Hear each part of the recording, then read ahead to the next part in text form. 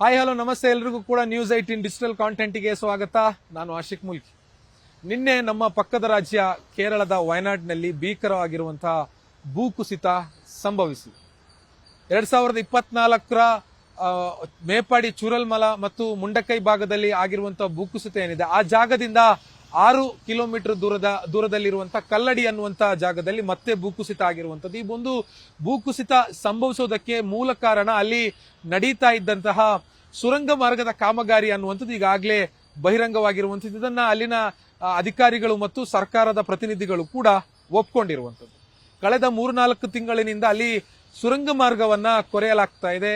ವಯನಾಡು ಮತ್ತು ಮಲಪ್ಪುರಂ ಜಿಲ್ಲೆಗೆ ಸಂಪರ್ಕ ಕಲ್ಪಿಸುವಂತ ಬಹುದೊಡ್ಡ ಯೋಜನೆ 8.1 ಕಿಲೋಮೀಟರ್ ಉದ್ದದ ಈ ಒಂದು ಸುರಂಗ ಮಾರ್ಗವನ್ನ 2134 ಕೋಟಿ ರೂಪಾಯಿ ವೆಚ್ಚದಲ್ಲಿ ಅಲ್ಲಿನ ರಾಜ್ಯ ಸರ್ಕಾರ ನಿರ್ಮಾಣ ಮಾಡ್ತಾ ಇರುವಂತದ್ದು. ಅಂದ್ರೆ ಈ ಒಂದು ಸುರಂಗ ಮಾರ್ಗ ಅಲ್ಲಿ ನಿರ್ಮಾಣ ಆದ್ರೆ ಅವರ ಆ ಸಂಚಾರ ಆ ಒಂದು ಟ್ರಾಫಿಕ್ ಸಮಸ್ಯೆ ಏನಿದೆ ಆ ಸಮಸ್ಯೆ ಬಗೆಹರಿಯುತ್ತೆ. ಮತ್ತೆ ಬರೋಬ್ಬರಿ 3 ರಿಂದ 4 ತಾಸು ತೆಗೆದುಕೊಂಡು ಹೋಗುವಂತಹ ಘಾಟ್ ಸೆಕ್ಷನ್ ಅನ್ನ ಕೇವಲ 2 ತಾಸಿನಲ್ಲಿ ರೀಚ್ ಔಟ್ ಹಾಕೋದಕ್ಕೂ ಕೂಡ ಈ ಒಂದು ಸುರಂಗ ಮಾರ್ಗದಿಂದ ಸಾಧ್ಯ ಆಗುತ್ತೆ. ಆದ್ರೆ ಈ ಒಂದು ಸುರಂಗ ಮಾರ್ಗದಿಂದಲೇ ಈಗ ಅಲ್ಲಿ ಬಹುದೊಡ್ಡ ಒಂದು ದುರಂತಕ್ಕೆ ನಾಂದಿಯಾಗಿರುವಂತದ್ದು.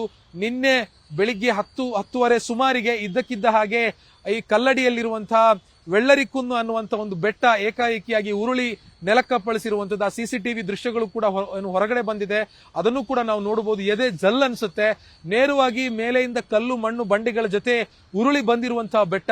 ಕೆಳಭಾಗದಲ್ಲಿರುವಂತಹ ಟ್ಯಾಂಕರ್ ಗಳನ್ನ ಒಡೆದು ಉರುಳಿಸಿರುವಂತದ್ದು. ಬಸ್ ಅನ್ನ ಎತ್ತಿ ನೇರವಾಗಿ ಪಕ್ಕದಲ್ಲಿರುವಂತಹ ಮೀನಾಕ್ಷಿ ನದಿಗೂ ಕೂಡ ಎತ್ತಿ ಹಾಕಿರುವಂತದ್ದು. ಆ ಒಂದು ಗುಡ್ಡ ಮಣ್ಣು ಮತ್ತೆ ಮರಳು ಬಂಡೆಗಳೆಲ್ಲವೂ ಕೂಡ ಉರುಳಿ ಬಂದು ಮನುಷ್ಯರ ಮೇಲೂ ಕೂಡ ಅಪ್ಪಳಿಸಿ ಎದ್ನೋ ಬಿದ್ನೋ ಅಂತ ಅಲ್ಲಿರುವಂತಹ ಸಾರ್ವಜನಿಕರು ಓಡಿರುವಂತಹ ದೃಶ್ಯಗಳು ಕೂಡ ನಮಗೆ ಸಾಮಾಜಿಕ ಜಾಲತಾಣಗಳಲ್ಲಿ ವೈರಲ್ ಆಗಿದೆ. ನಾವು ಕೂಡ ಅದನ್ನ ನೋಡಬಹುದು. ಆದ್ರೆ ಈಗಿರುವಂತ ಪ್ರಶ್ನೆ ಏನು ಅಂತಂದ್ರೆ ಈ ಒಂದು ಭೂಕುಸಿತ ಈ ಒಂದು ಭೀಕರವಾಗಿರುವಂತಹ ದುರಂತ ನಡೆಯುತ್ತೆ ಅನ್ನುವಂತ ಒಂದು ಮುನ್ಸೂಚನೆ ಈ ಮೊದಲೇ ಸಿಕ್ಕಿತ್ತಾ ಅನ್ನುವಂತ ಒಂದು ಪ್ರಶ್ನೆ. ಯಾಕೆ ಅಂತಂದ್ರೆ ಕಳೆದ ಜೂನ್ ತಿಂಗಳ 20ನೇ ತಾರೀಕು ವಯನಾಡಿನ DC ಆಗಿರುವಂತಹ ಮೇಘಶ್ರೀ ಅವರು ಈ ಒಂದು ಟನಲ್ ಅನ್ನ ಈ ಸುರಂಗ ಮಾರ್ಗವನ್ನ ಕೊರೀತಾ ಇರುವಂತಹ ಖಾಸಗಿ ಸಂಸ್ಥೆಗೆ ಮತ್ತು KRCL Konkan railway corporation limited ಕೇಂದ್ರ ಸರ್ಕಾರದ ಅಧೀನಕ್ಕೆ ಬರುವಂತಹ ರೈಲ್ವೆ ಡಿಪಾರ್ಟ್ಮೆಂಟ್ ನ ಒಂದು ಸಂಸ್ಥೆ ಇದು.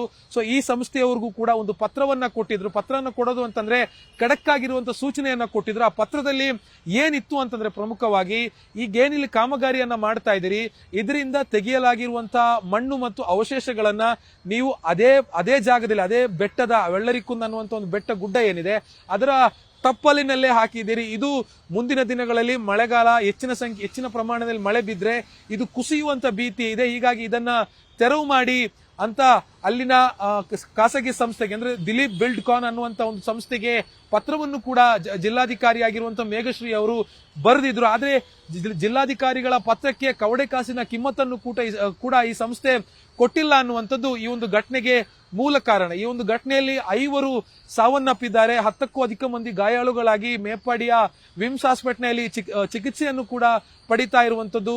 100 ಕೋಟಿ ರೂಪಾಯಿನ ನಷ್ಟಗಳಾಗಿವೆ. ಟ್ಯಾಂಕರ್ಗಳು ಕೊಚ್ಚಿ ಹೋಗಿದೆ.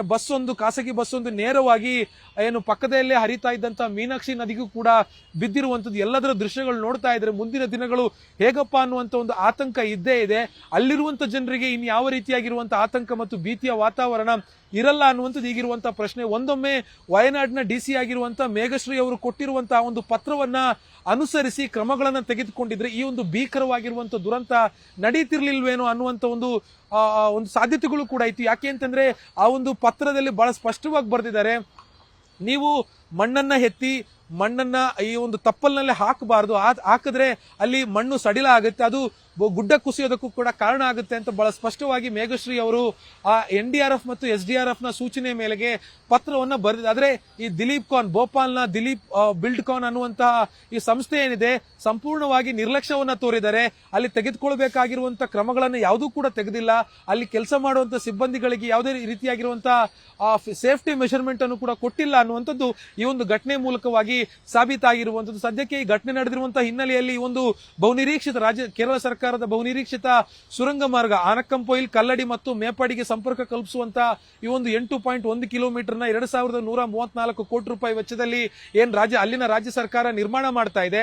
ಇದು ಸದ್ಯಕ್ಕೆ ಸ್ಥಗಿತ ಆಗಿದೆ ಕಾಮಗಾರಿ. ಮುಂದಿನ ಆದೇಶದವರೆಗೂ ಕೂಡ ಕಾಮಗಾರಿ ಸ್ಥಗಿತ ಮಾಡೋದಕ್ಕೂ ಕೂಡ ಅಲ್ಲಿನ ಮುಖ್ಯಮಂತ್ರಿ ಆಗಿರುವಂತಹ ವಿ.ಡಿ. ಸತೀಶನ್ ಅವರು ಹೇಳಿರುವಂತದ್ದು. ಆದ್ರೆ ಈ ಒಂದು ಘಟನೆಗೆ ಪ್ರಾಥಮಿಕವಾಗಿ ಮುಖ್ಯ ಹೊಣೆ ಹೊತ್ಕೋಬೇಕಾಗಿರುವಂತದ್ದು KRCL ಮತ್ತು ದಿಲೀಪ್ ಬಿಲ್ಡ್ಕಾನ್ ಅನ್ನುವಂತ ಖಾಸಗಿ ಸಂಸ್ಥೆ.